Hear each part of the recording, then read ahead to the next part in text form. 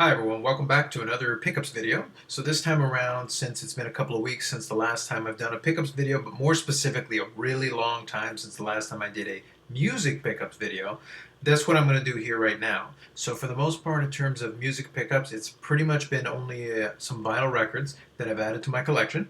So I'm going to go into that. Since there's been a bunch of them, I'm probably going to break this up into two parts just to keep it from being a really long video and to let me at least talk about a couple of them a little bit and show you a couple of things inside before just immediately going off to the next record. So let's get started. So the first pickup goes a little bit into vinyl records, but at the same time also goes into the area of almost kind of touching onto the video game side of it. So from Data Discs, I picked up a copy of the Streets of Rage soundtrack on vinyl. So the big thing I really like about this, first of all, right off the top, is the beautiful cover art that actually comes from the original cover art that you would have seen back in the day when you would pick up the original Streets of Rage game. Specifically, though, before I show you what's inside, I do want to show you what it came with. It actually came with a little envelope, and inside they have some cards with some of the characters from the game, with some of the original drawings. It's actually really nice cards. It's kind of a great little toss-in. So there's Antonio, the boomerang guy, for any of you who remember the game. And then there's I can't pronounce this, Abadidi. Basically the guy who looks a lot like the Ultimate Warrior. Anybody who knows anything about wrestling. Souther. Now, this guy was a jerk in that game. He was a bit of a pain to get past. And these ladies here. So in addition to the really great cover art, so you'll have to forgive the reflection since I left the plastic on, I did open it up so that I could show you the inside. It also came with a couple of things. It came with a couple of nice posters with some of the original art as well. So these actually really are gorgeous. Like some really good work by Data Discs on this. I might have to frame a couple of those because they're really nice. And then same art as the cover. Again, really great. Nice quality print that came along with it. And I think there were a couple of different versions. Some of them are limited edition. I can't remember how it went with the colors, but I remember that there is one version that's a little bit rare than the other. I can't remember whether this was the one or not, but this one is a lovely red vinyl to go along with a really great red label. It kind of goes with the theme. It goes in this black sleeve, and then you can see Streets of Rage. There's side A. All right, next. So as I said, no particular order. So this next one here I picked up at an HMV around here. Just happened to be in, and I saw the opportunity, so I picked up Rage Against the Machine, self-titled album. And they did what they called legacy vinyl, so 180 gram vinyl there. So on the inside, they actually have a lyric sheet. Might be a little tough to see there, but you can kind of see. Now, one thing that I did catch, I actually had to look at it twice. It seemed to be a little strange to me. So you've got all the songs, starting from Bomb Track and moving on, but it looks like all of them have all the lyrics, except for Killing in the Name. So I'll kind of show you. So you can see I've got Bomb Track up here, and then you've got all the lyrics all the way down, no problem. And then you get to the bottom here for chorus, and then you're at Killing in the Name, and then basically there's this little blank space, and then Take the Power Back. So I'm wondering if they just made a mistake or if they left out the lyrics for Killing in the Name entirely. I thought it might be on the back actually, but you can see on the back, you got the band, but what you really have is pretty much, like I'll try to show it to you. See if you can see if that focuses. It shows who's in the band, it shows who's produced by, it shows a lot of the information, and it shows right at the end, no samples, keyboards, or synthesizers used in the making of this recording. So I don't know if that was a mistake or not, but it doesn't look like there's any lyrics to Killing in the Name. Stone Temple Pilots, Purple. So again, I really like the covers on a lot of these. That's part of the reason I picked some of these up, but also the fact is I really enjoy a lot of the songs on a lot of these. I don't really have, I would love to have the time to be able to say that I really go digging for vinyl records. A lot of times, I end up just picking them up on Amazon when the sale comes on and I see a good price for an album that I want. I tend to be a little bit on the pickier side because I really don't need hundreds of records. It's just a matter of having ones that really catch my eye or ones that I really like the songs for that I'd like to have a copy of. So it comes with a nice lyric sheet. Looks like they took copies of like handwritten lyric sheets and pictures of the band, and it's actually really nice. It's a nice touch. Looks pretty good.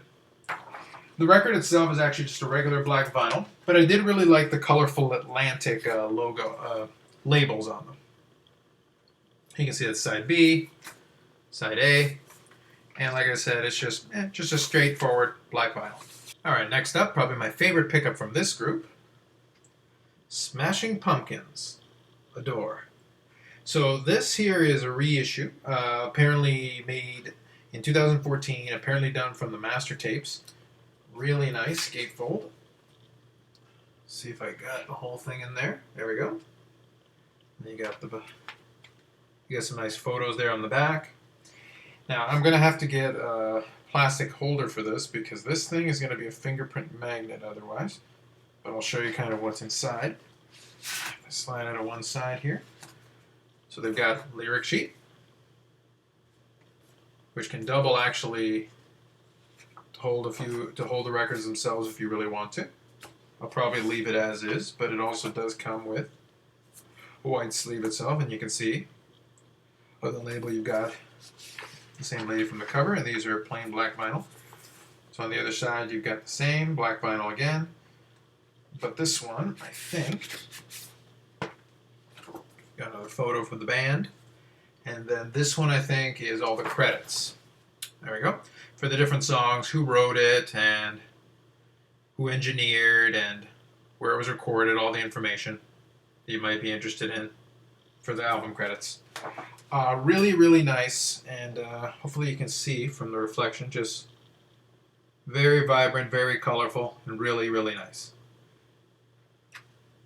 I do enjoy the Smashing Pumpkins, so that's a really nice pickup. So the next one is one that I heard about in a few places but hadn't really heard of otherwise. I'm not really too up to date on what's going on in music, but at the same time I had a chance with Spotify. I was able to listen to it, so I decided in the end to pick it up. Now I think it's pronounced Churches, but I don't know if it's supposed to be. Someone can certainly correct me on that. It's different from the usual type of music that I'll pick up, but a lot of it is because I do like a little variety, and at the same time also it sounded a lot like a Canadian musician here, Lights. So that's what it really reminded me of when I was listening to it. So on the inside you got the lyric sheet.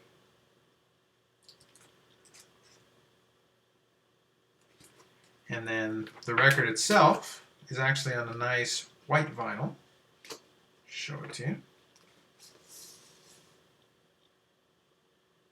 So really nice. It sounds good. It's more of an upbeat kind of music. It's not something that I'll listen to all the time, but it is something that occasionally it's nice to just have a change of pace, and this definitely qualifies. Oh, and I almost forgot, actually. I should probably show.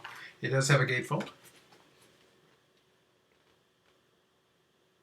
There we go, I think. Have I got it all in there? Yes, it did. All right, and next, going in a completely opposite direction to that one, Black Breath. So if one of them is on one end of the spectrum, this would probably be on the opposite end of the spectrum. It's Slaves Beyond Death. See if I can move my finger. There we go. Slaves Beyond Death. And it does have a gatefold as well, with the band on it. Hopefully it's fitted in there. There we go.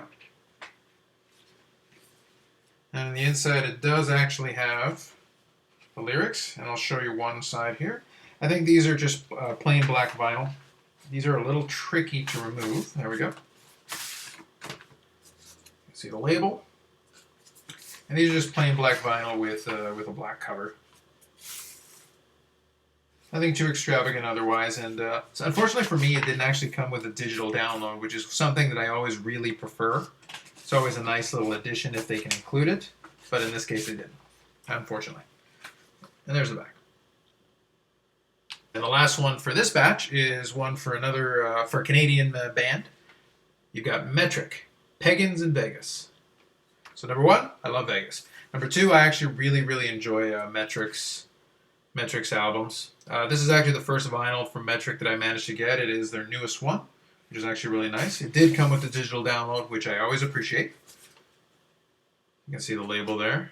Hold on. There we go. And again, it's just straightforward, just plain black vinyl. Nothing too crazy. And the gatefold.